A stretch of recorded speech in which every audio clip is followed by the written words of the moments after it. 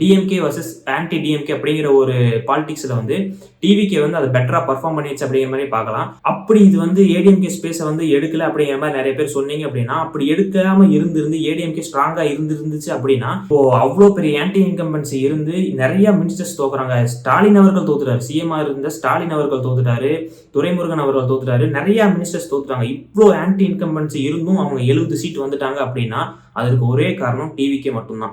அப்படி இல்லை, ஏடிஎம்கேவோட ஸ்பேஸை வந்து அவங்க எடுக்கல, டிஎம்கே எதிர்ப்பு மட்டும் கையாண்டு இருந்தாங்க அப்படின்னா, இவங்க ஏடிஎம்கே நல்லா பெட்டரா பர்ஃபார்ம் பண்ணியிருந்தாங்க அப்படின்னா டிஎம்கேக்கு வந்து ஒரு சீட்டு கூட கிடைக்காம போயிருக்க வாய்ப்பு இருந்திருக்கு. ஏன்னா சிஎம்ஏ தோக்குறாரு, சென்னை ஃபுல்லா வைப் அவுட் பண்றாங்க டிவிகே.